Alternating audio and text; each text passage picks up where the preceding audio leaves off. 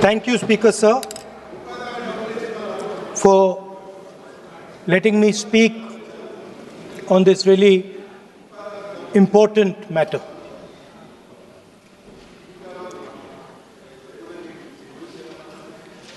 Speaker Sir, have you ever wondered why Mahatma Gandhi laid such emphasis on khadi? Why was it that he framed the entire Indian freedom struggle around the concept of khadi? And why is it that he only wore khadi? Because khadi is not just a cloth. Khadi is the expression of the people of India. It is the imagination, it is the sentiment, it is the productive force of the people of Aaj pehnaun khadi. It is the expression of the people of India. Speaker Sir, whichever state you go to, you will find different fabrics. There's the Himachali cap, Assamese gamcha, Banarsi sari, Kanchipuram sari, Naga jacket, and you will find that all these fabrics represent the people. When the people of Assam give you the gamcha, they're not just giving you a piece of cloth. They're giving you an expression. They're giving you a piece of their history, their tradition, their future, their imagination.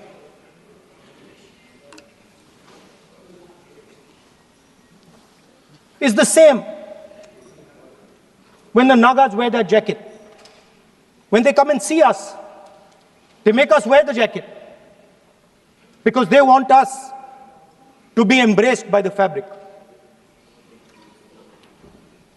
But Speaker Sir, these fabrics are beautiful. But if you look slightly deeper and you look closely at the fabric, you will find that each one of them has thousands of little threads embracing each other. A Kanchipuram sari might have a golden thread, but the golden thread means nothing without the green thread or the yellow thread near it. The other thing to notice about the sari or any other fabric is that all the threads are equal. No one thread is superior to another thread. They all come together. The threads cannot protect you. The threads cannot keep you warm. But when they come together as a fabric, they can keep you warm, they can protect you, they can express what you have in the heart. Speaker Sir, in the same way, our nation is also a fabric.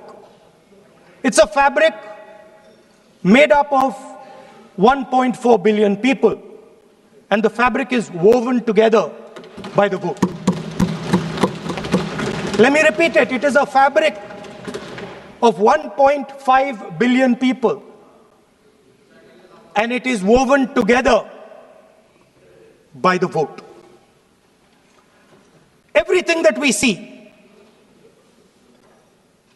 in fact, this house where I'm standing today, the Lok Sabha, Rajya Sabha, Vidhan Sabhas across the country, Panchayats across the country, none of them would exist if the vote did not exist. We talk with great pride about HAL, BHEL, ONGC, Tejas, Chandrayaan. We have a list of things we say. Not one of those would exist without the vote.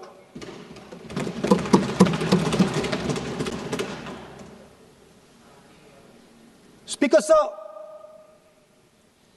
it is the idea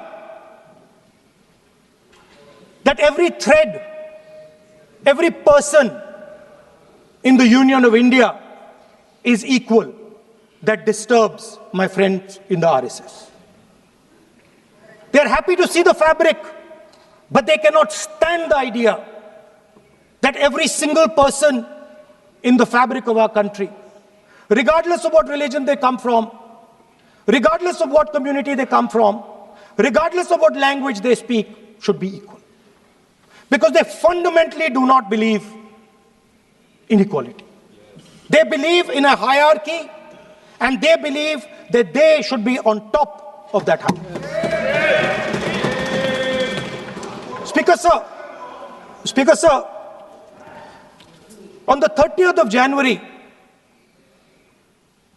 1948, 3 bullets pierced the chest of Mahatma Gandhi. Nathuram Godse assassinated the father of our nation. Today, our friends do not embrace him. Today, our friends have pushed him away. He's an uncomfortable truth. But that's not where the project ended. You see, as I said, everything has emerged from the vote. All the institutions have emerged from the vote. So it's obvious that the RSS has to capture all the institutions that have emerged from the vote. So the project, after Gandhiji's assassination, the next step of the project was the wholesale capture of India's institutional framework.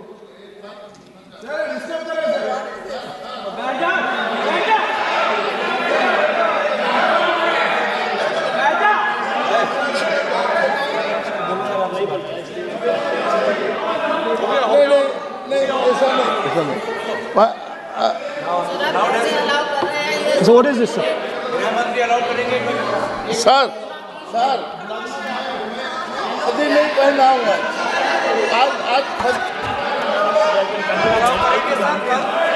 I'm doing, relax. मैं बुलाता हूँ please बैठिए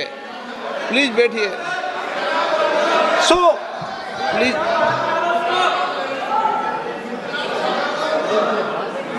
sir, आप बोले पर हाथ मत जोड़े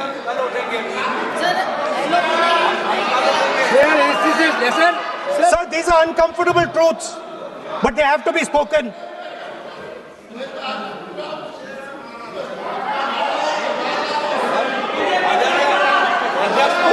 कितना खाती पैसे थोड़ा बता दे So these are uncomfortable truths, but they have to be spoken. My friends don't like the connections I'm making. They're disturbed by them. It's obvious. Speaker, sir, so after the father of the nation was assassinated, his vision of an equal India, of an India where institutions belong to the people, had to be destroyed. And so the process started, and the RSS attempted to capture one institution after the other. And I will give some examples so that it is crystal clear that this is the case. Everybody knows how vice chancellors are placed on top of Indian universities today. Every single person knows this. You go to any university, you speak to any youngster in India, he will tell you that it does not matter whether the professor has qualifications, it does not matter whether the professor has a scientific temperament. The only thing that matters is the professor belongs. माननीय सदस्य, एक minute, माननीय सदस्य, चुनाव सुधारों पर चर्चा हो रही है। सर ये मैं उसी पे कर रहा हूँ सर। आप किसी भी संगठन का नाम जो इस हाउस में उसका नाम ले लें। नो, एलओपी है तो इसका मतलब ये नहीं है। एलओपी का मतलब नहीं, आप जनरल बात बोलो। आप राष्ट्रपति भाषण में बोलिए जनरल बात। सर हम लोग सुनना चाहते हैं। Sir, I'm speaking. What is that? You are parliamentary affairs minister. You are a parliamentary affairs minister. You are disturbing the lobby. How can it be? You are a parliamentary affairs minister. You are disturbing the subject में नहीं आपका lobby, आपका lobby subject में नहीं है, ये विषय कर रहे हैं। The discussion, one second. The discussion is about the vote and electoral. The discussion is about the vote. एक मिनट। सर मुझे बोलने नहीं दीजिए। एक मिनट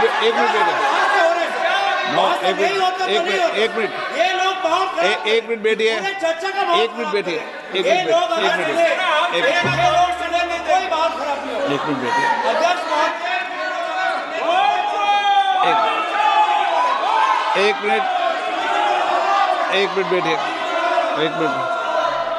माननीय सदस्य में बैठे बैठे अनऑफिशियली बोल रहे हैं, उस विषय बोल रहे हैं। सदन की गरिमा को बनाए रखें, आसन को चुनौती देने का प्रयास मत करिए, ये ठीक नहीं है। Speaker sir, I want to make it very clear. Please. Speaker sir, I want to make it very clear. The discussion is about votes. The discussion is about the stealing of votes. The discussion is about the SIR, and I am framing my discussion about votes. Yes. And what is happening here is patently unfair. I am not being allowed to speak. I am being disturbed, and I put my protest here. I have done absolutely nothing wrong. I am talking about the subject. In order to capture the vote, you have to capture institutions. I am saying that institutions of India are captured, and I will come to the point, which is Election Commission is captured. So, the project of the RSS was to capture the institutional framework of the country, and I said how the education system has been captured. Vice Chancellor after Vice Chancellor after Vice Chancellor is placed not on merit, not on capability, not on scientific temper, but on the fact that he belongs to a particular organization. Second capture, which helps in destroying democracy, the capture of the intelligence agencies. We have the Home Minister sitting here, the capture of the CBI, of the ED, of the Income Tax Department. And the systematic placement of bureaucrats who favor their ideology and attack the opposition and anybody who chooses to oppose the RSS. That is the second institutional capture. And the third there are many more. I can go on. And the third institutional capture. What is this?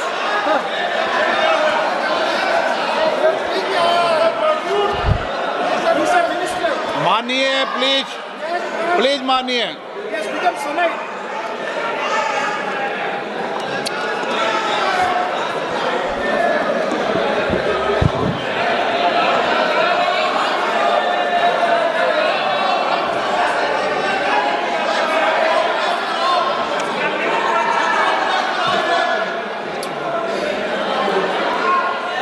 And the third capture of the institution that directly controls the election system of our country, the Election Commission.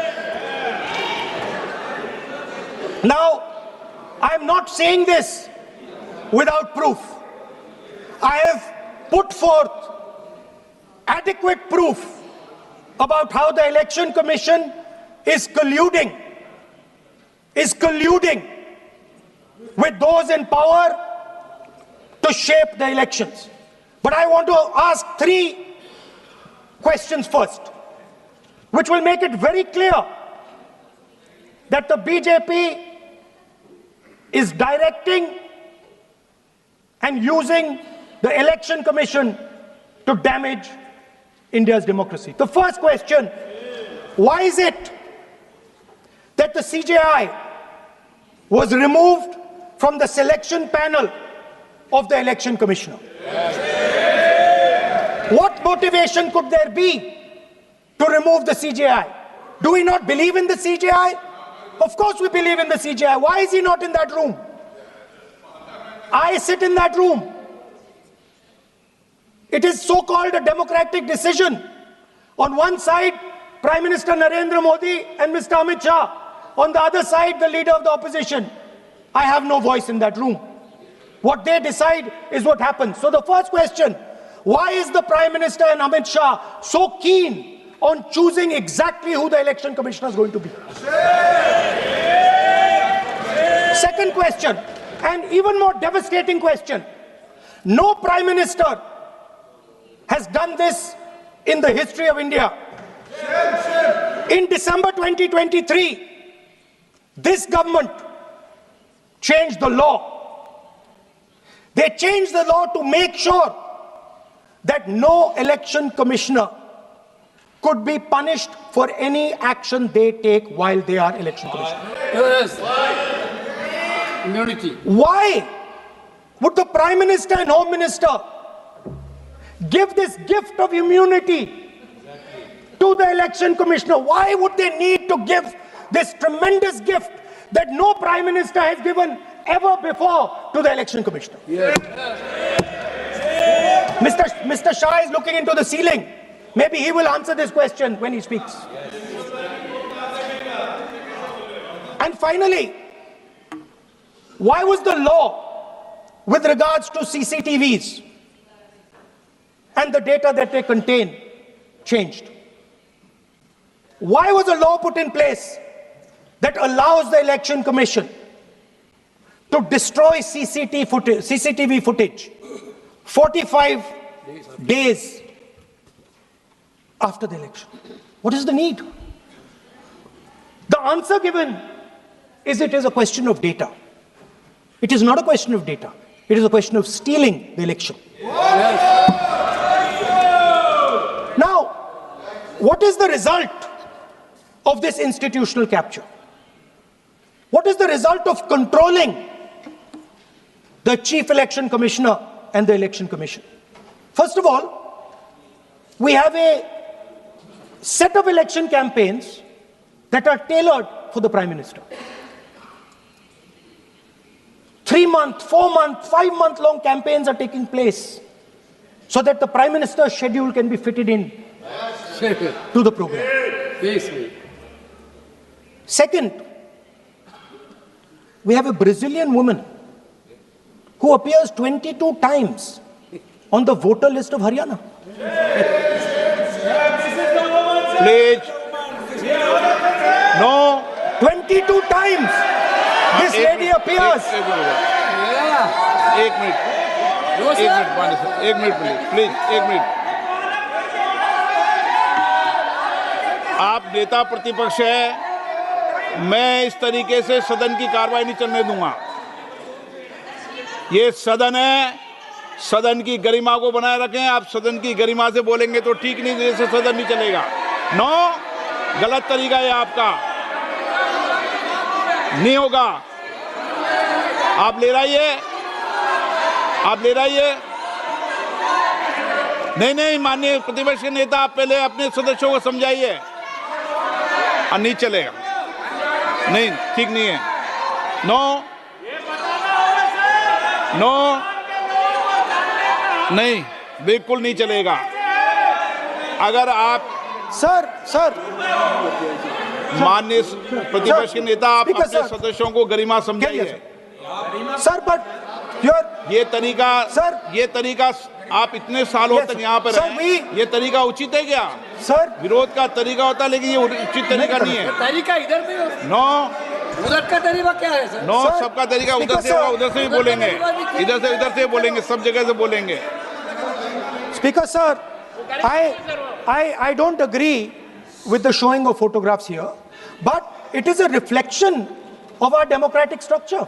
This is what is happening in our democracy, that you're not allowing us to show. This Brazilian woman has appeared 22 times on the voter list in Haryana. And not only that, there is one woman whose name has appeared 200 times, more than 200 times in one booth in Haryana. And it is very clear, and I have proven without doubt, that the election of Haryana was stolen. And the theft was ensured by the Election Commission of India. I've said it again and again and again. Now, nowhere has the Election Commission answered my questions.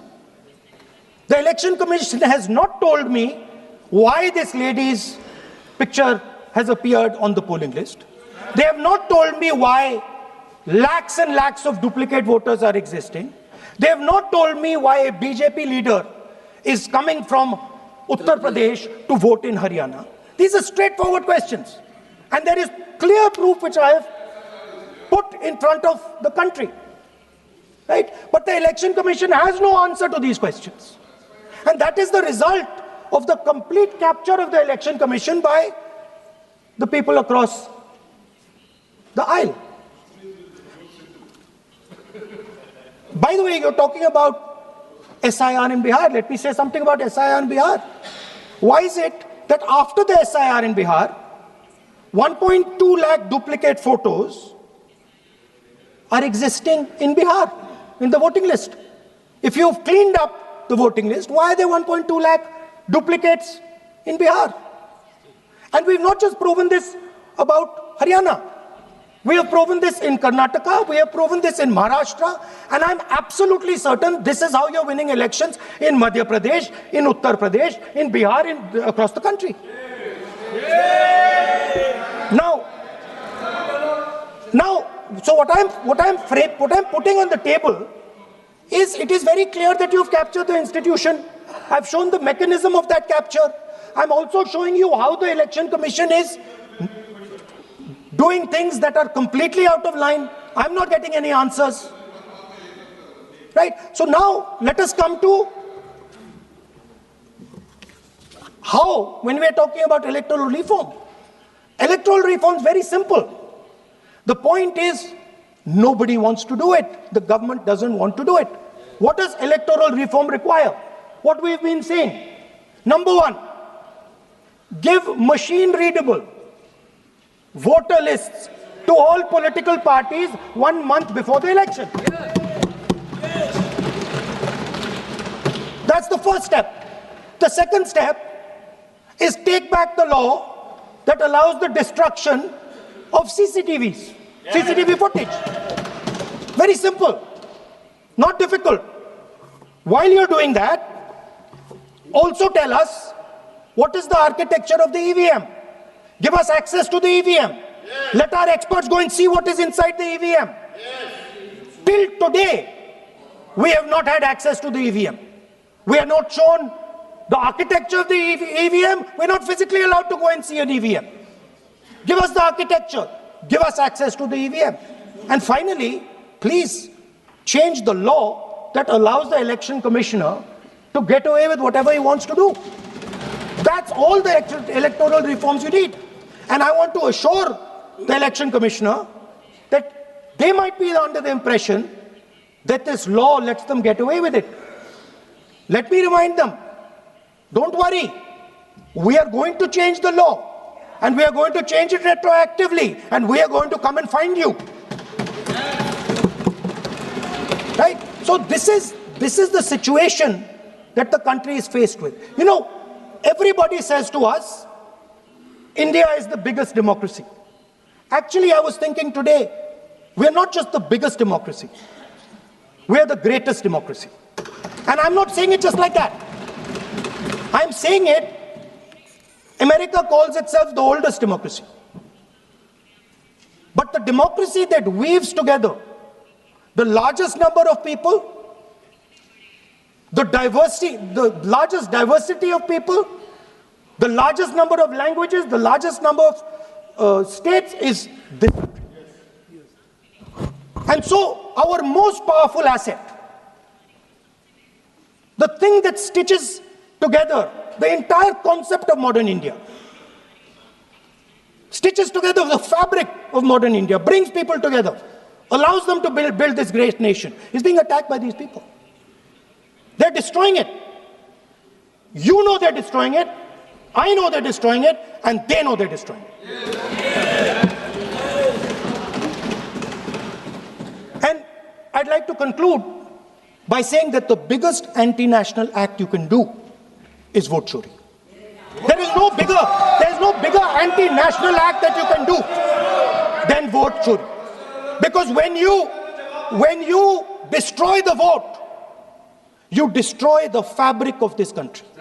You destroy modern India, you destroy the idea of India. So I'd like to conclude by saying vote chori is an anti-national act, and those across the aisle are doing an anti-national act. Thank you.